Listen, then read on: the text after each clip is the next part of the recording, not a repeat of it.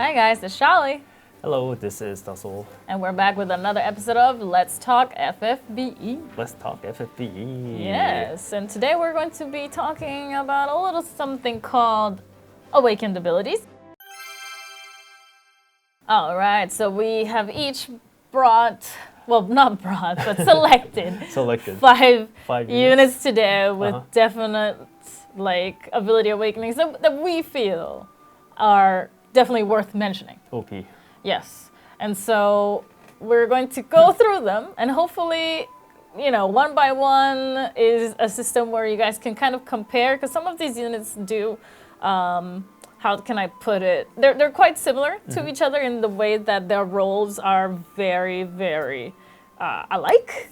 And so hopefully you guys, this serves as an opportunity to compare both of them at the same time and see which one works out better for you, hopefully, and that way you know which one you want to invest those crysts on, because again, crysts are quite rare, and it's very expensive to awaken abilities, so you want to use all of that wisely, your resources, right?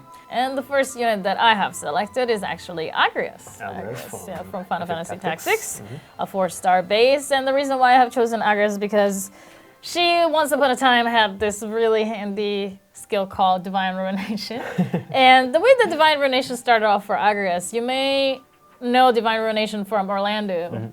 Orlando's is a way more powerful version than Agrias. Indeed. And so when you see Agrias has the same attack with the same name and it doesn't quite really, match Orlando's prowess, then you're like, I wonder what happened here. But Agrias Awakenings, if you awaken her Divine Ruination to level 2, it actually, the hit count increases to 7 to match that of Orlando's Divine Ruination perfectly. The MP cost does go up to match Orlando's as well at a 45 MP. Well, you can't have everything. Yes, but if you manage to chain those perfectly, that deals a lot of damage. Yeah. And, Orlando Divine Ruination chains are legendary all over the FFBE world. So if you haven't been lucky enough to manage to pull 2 Orlandos and you just have the one, if you have an Agrias, you just awaken her Divine Ruination to level 2 and then you can chain them together. All right, so what do you have, Dussel? And my first pick would be Chizuru, a similar 4 to 6-star attacker. And Chizuru, well, she's been around since Since forever. the caveman days of FFB. And since her 6-star form, she's had many uses as well. But the ability awakening that I wanted to introduce was Molt, which is a really, really powerful avoid passive. And awaken to +2, it even gets your physical evasion up to 40%. Oh, 40, that's quite high. Yeah, and not only is that really useful in situations such as the arena. Arena. Those evasion noctis in the arena. Evasion anything in the arena is a nightmare. And the thing about Chizuru is that since I think she has the highest physical evasion in the game with Molt Awakened.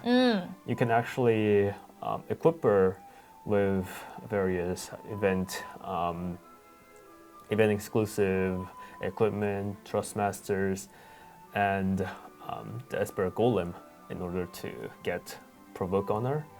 She can actually serve as a Provoke avoid tank, and that's if you're really devoted to the game and you have lots of Trustmasters, that's actually going to be a thing for example future challenges or whatnot. Yeah. And another cool thing about Molt is that it's super cheap to awaken. So even if you're low on Crest, you don't need the highest tiered Crest. You just need some of the lower ones, and you have a 40% evade on it. That's really, really nice, because in comparison, Agrias' Divine Ruination is really, really expensive to awaken. I'm telling you from experience. So. It is expensive. Yeah, so again, but worth it.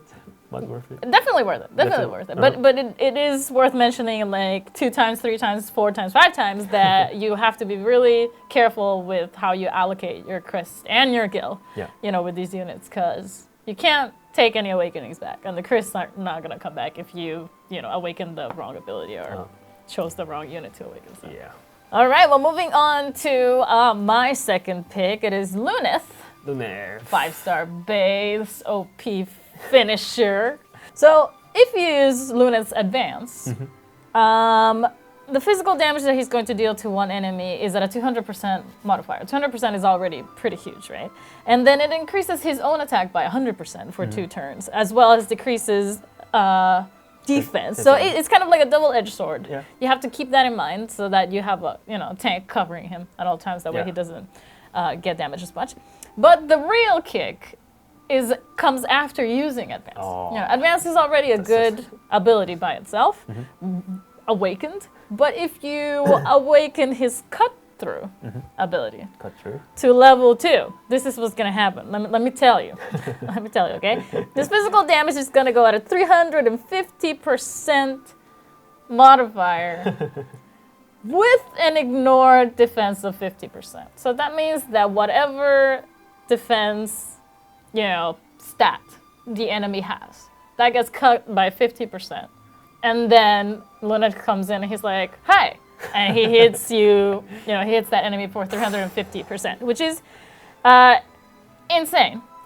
And just in case you're not familiar with modifiers and ignoring defenses, I think in the future we'll be having some sort of introductory video to cover these basics. Yes, hopefully in the future we can go a little bit more into what a modifier is and all of these things. But just for the time being, know that a modifier, the higher, the better.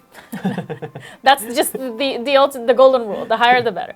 The higher the modifier for an attacking type of ability, the higher the damage that is going to be dealt.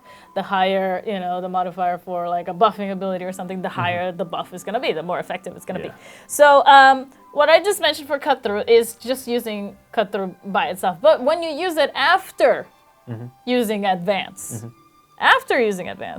the physical damage goes to a staggering 525%. With the ignore defense of 50% already in place. I mean, 525%. I had to double check the numbers just now, because that's just, it's a massive number. Yeah, it is. I'm not used to seeing, that amount of damage on anyone. So it is quite obvious that Luneth is definitely worth awakening abilities for. We know Luneth is super strong with our challenge on Shartan, the trouble strategist. Yes, he sure proved and that he was going to bring it. He was a monster. He was a beast. He was a total beast. So thank you, Luneth. Thank you for your service. And the second character that I am going to introduce will be Eileen, with the recently awakened Pile Driver. I guess Pile Driver, the awakening with Pile Driver would be sort of like Agrias' Divine Ruination awakening. Pile Driver before being awakened was sort of hard to chain with any ability. And Pile Driver awakened to +2 will be very strong. And it will chain with another +2 awakened Pile Driver, or maybe a few other non-awakened abilities out there. So definitely it will matter to those of you who are aiming to chain with Eileen. And Eileen is really strong with a really diverse equipment pool, and this is the chaining ability was the only thing that she lacked, and now she does get it. Now she has it. Now she has everything. Eileen has everything. Everything, and her other ability awakenings to power up her basic abilities as well. So that's pretty nice. All right, and then we're moving on to the third pick. Ace has this very useful ability called Spirit Hand. Yeah. And what Spirit Hand does is that it recovers your MP. And if you've been on any long-term battle in the FFB world, you know that MP is quite a precious commodity. It is. You can't just not use it wisely. You have to make sure that you have MP for everything, because otherwise you are stuck doing normal attacks the whole time. So Ace's Spirit Hand randomly restores MP. There are like, I believe, 3 variations. Let me count here just to make sure. 1, 2, 3. Wait. 1, 2, 3. Yeah, I do believe 3 different variations. And they cast randomly. Yeah. The highest one will obviously get you the most MP. The lowest one will get you just a little bit of MP, but any MP is useful at all. And now with his level 2 awakened abilities, the amount of MP that these random abilities restore for the party goes up. Oh. So even, at a level 0, when the MP was just a little bit, with the level 2 awakening, it goes dramatically higher. Even the smallest bit of MP recovery. So at a max of 140 MP to be restored with his highest MP restoring That is ability. pretty high. Yes, that is a lot. That is, what, let's see, that's almost, well, That's that could be 3, divine ruinations. yeah, 3 divine ruinations. That's exactly what I was thinking. I was like, if you think about it, which one is the ability that you'll be using? That's up to 3 divine ruinations if you manage to, get randomly that highest one. So Spirit Hand is very, very, very handy. Not to mention that at a level 2, the MP cost of the Spirit Hand ability goes down to 10. Yeah. So it only costs you 10 MP to get all of these MP back. It sounds like a pretty good deal to me. Profit. Yes. So Ace is good, you guys. And then the other ability that Ace has that is quite handy is the Tri-Beam Laser. Now, Tri-Beam Laser also has this kind of random quality to it. Tri-Beam Laser actually has 4 different variations, and you can tell they're different variations by color. So there's the white one, there's the yellow one, an orange one, and a red one. Once you level it all the way to 2, the awakened ability. And the red one is the strongest one. It has I don't even know what this number is. It's like I don't want to be wrong, but I think it says is that a thousands? Is that in the thousands?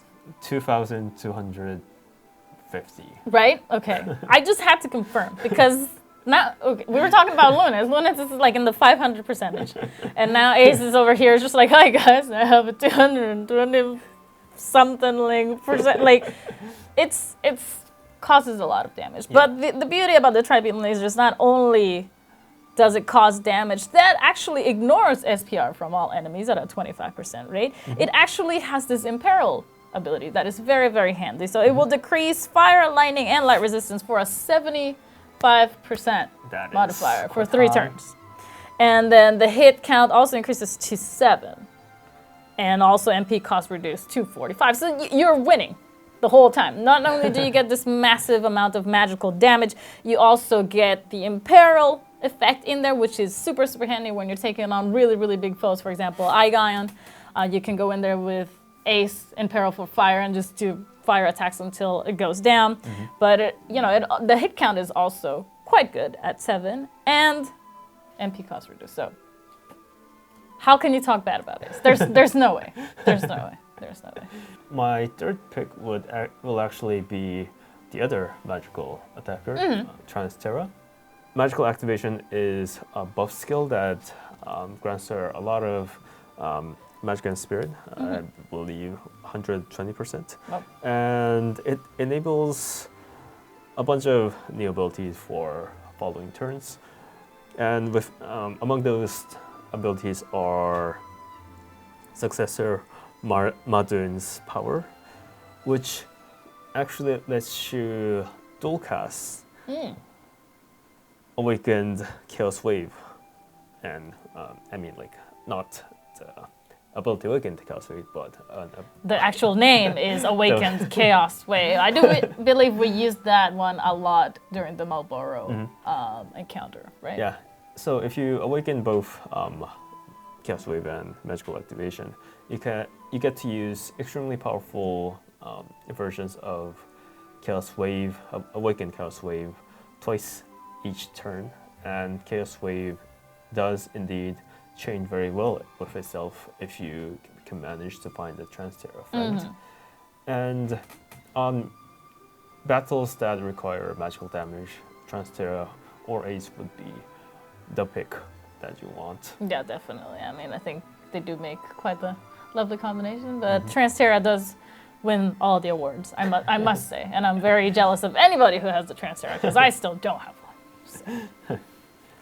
All right, well, moving on to pick number 4, getting things back a little bit farther because we've been talking a little bit about 5 stars, but 4 stars do have very good ability awakenings as well. One of them would be Refia. Yeah. Refia is a healer, and she's a 4-star base, so it's not too crazy hard to get her. If you haven't managed to pull a Nayaka or any other healer that you may consider OP, Refia is still a pretty good healer, and I would like to especially recommend her full life to be awakened to level 2. Why? Because the MP cost is reduced to 5 MP, and when you think about it, that's an insanely small amount of MP to pay for something as precious as full life. It's not raise. You're not getting just the Phoenix Down treatment. You're getting the Phoenix Down treatment plus full HP back. Amazing. Yeah, so when you have a Refia and you equip her with dual cast, that's 2 full lives that you can do in 1 turn that are only going to cost you a total of 10 MP. I think that's pretty good. I think that's pretty amazing. Yeah, full life all around. Yes. Never have to worry about MP again. Exactly. And the second ability of hers that I would like to recommend is Embolden. Now, Refia's Emboldenment, it's not as powerful as other support units that we have in the game because it only goes to a 45%, and we have, people like Soleil, who we're going to talk about later on, that are 120%.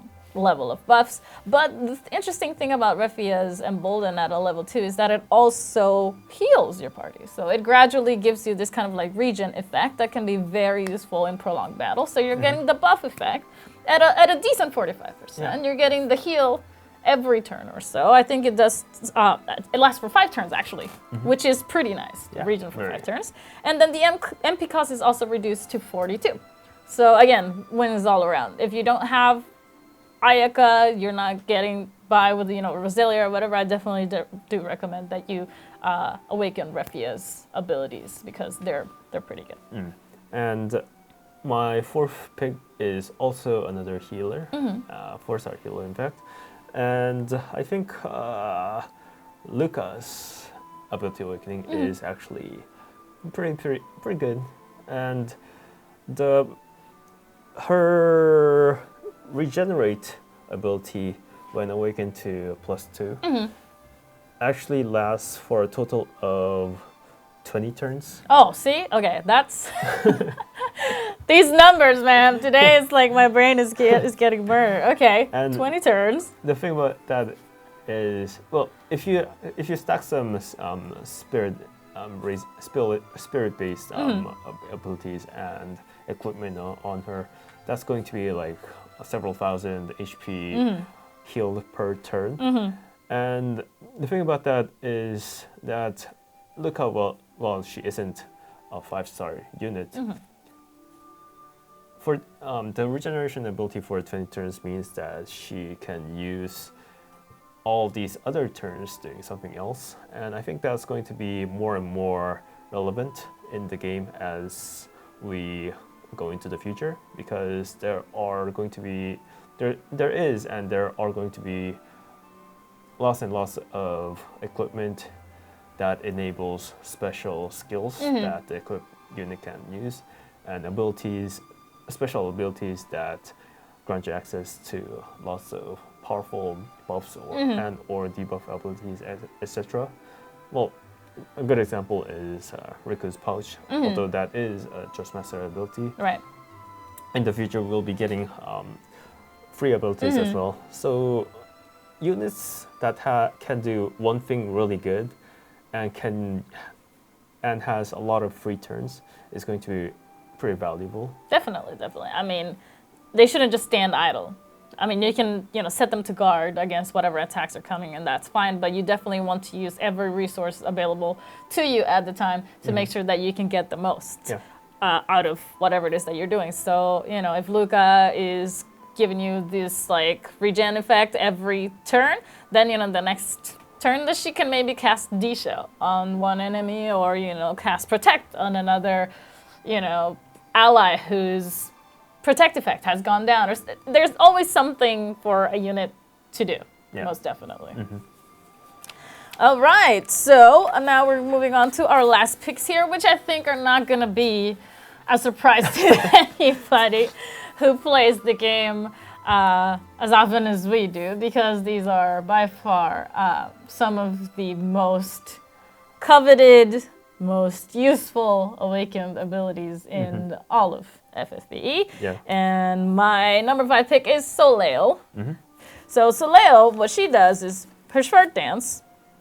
It had an initial buff to attack for 60% for 1 turn for all allies, but when awakened to level 2, the buff to the attack increases to 100%, and then it goes for 2 turns. And not only that, it also adds a debuff for defense to the enemy at the 35% for 2 turns as well. Now, where it gets a little bit complicated is that whatever you use after the previous dance does affect the awakened abilities. So I don't know that I'm making any sense, but just hear me out for just 1 second. So let's say that you use Cannon Dance first, which we'll cover in just a second. If you use Cannon Dance first, then Short Dance will increase both your attack and magic at 120% for 2 turns. So whereas before the level 2 Short Dance was only an attack buff, if you use it after any other dance, it will become an attack and magic buff for 120%. Now the debuff to the enemy for defense remains the same, 35%, but it does go up for 4 turns. And this is kind of the pattern for Soleil's dances. So the next one is Cannon Dance. This one by itself at a level 2 awakening, it is a buff to magic for 100%. For 2 turns. This time the debuff is to spirit, because magic and spirit, they go hand in hand, at 35% as well for 2 turns. If used after any other dance, though, the attack and magic buff goes to 120% for 2 turns, and then the spirit debuff at 35 goes for 4 turns as well. So basically, you awaken every Yeah. dance. So you just kind of just use them in a cycle.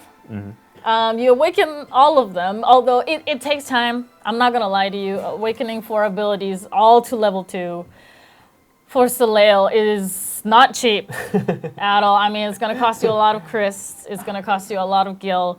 But is it worth it? 120%. Yes. Yes, it is.